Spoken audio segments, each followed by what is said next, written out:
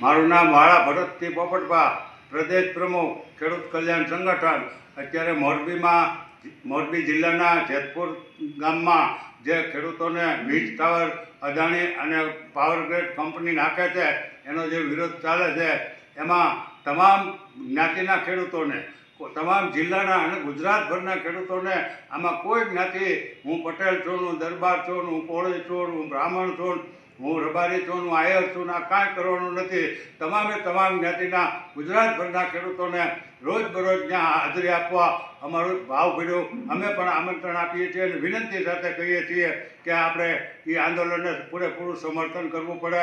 અત્યારે અદાણી અને અંબાણીના ઇશારે પોલીસ જે દાદાગીરી કરીને આપણી બહેનો દીકરીઓ ઉપર અત્યાચાર કર્યો, જુલમ કર્યો, એનો બદલો લેવાનો હોય અને આ એટલું જ કોઈ પાવર ગ્રેડ અને થાંભલાનો લડત છે એવું નથી. આ 15 માંગણીઓ આપણી જે વર્ષોથી છે કે ભાઈ ખેડૂતોને ખેત પેદાશના ભાવ છે એ સરકાર વધારી આપે, ખેડૂતોને તમામ ચીજના ભાવ 3 ગણા કરી આપે, ખેડૂતોને વીજળી મફત આપે, ખેડૂતોનું દેવું માફ કરે, એવી 15 માંગણીઓ પણ એ લોકો સાથે લઈને બેઠા.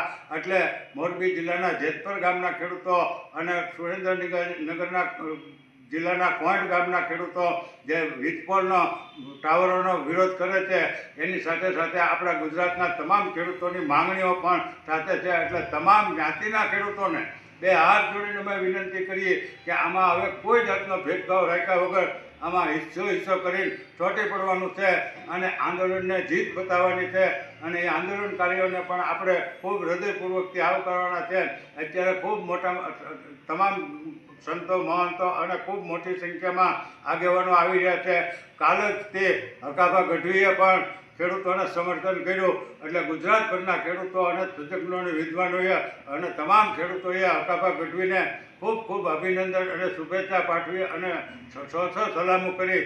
એવી જ રીતે આપણા વરિષ્ઠ પત્રકાર અને જેને જનરલ નોલેજ કહેવાય એવા જગદીશભાઈ મહેતાએ પણ જાહેર મંચ ઉપર આવી અને સમર્થન કર્યું. એવી રીતે તમામ ચેનલો, ગુજરાતની અને દેશની તમામ ચેનલોના પત્રકારોએ આવી પણ ખેડૂતોને પૂરું સમર્થન અને સરકાર સુધી વાત પહોંચાડવા. પણ આ બેરી મૂંગી સરકાર સાંભળતી નથી, એટલે સરકારના કાન સુધી અવાજ પહોંચાડવા હકાભા ગઢવી, જગદીશભાઈ મહેતાએ જે વાત કરી એને પણ લોકોએ ખૂબ આવકારી છે. એટલે તમામ જ્ઞાતિના ખેડૂતોને આમાં કોઈ જ્ઞાતિ આપણે હવે જોવાની થતી નથી. જો આ વખતે મારી જ્ઞાતિ, ફલાણી જ્ઞાતિ, ઢીકણી જ્ઞાતિ, હું આ વિસ્તારનો એવું કર્યું તો હવે પછી ખેડૂતોની કઠણાઈ આ સરકારને, આ ઉદ્યોગપતિઓમાં બેહવાની છે.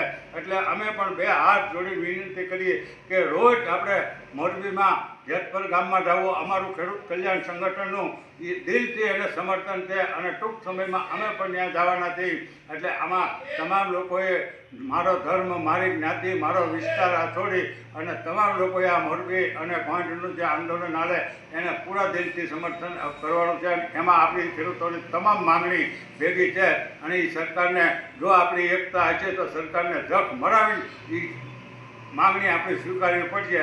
એટલે આપણે ખેડૂતોને એકતા બતાવવાની છે અને એ આંદોલનકારીઓને અમે ધન્યવાદ આપીએ છીએ. તેમ છતાં આંદોલનકારીઓ અને આગેવાનોને અમારી વિનંતી છે કે આમરણ ઉપવાસ છે એ આ સરકાર સામે કોઈ દી કરાય નહીં. અમે વિનંતી કરીને કહીએ છીએ કે તમે આમરણ ઉપવાસ છોડી દો, તો એમાં આપણે નોકરી લઈને ચડી જવું, જેને તબિયત લથડે એમાં આપણે મુશ્કેલી પડે.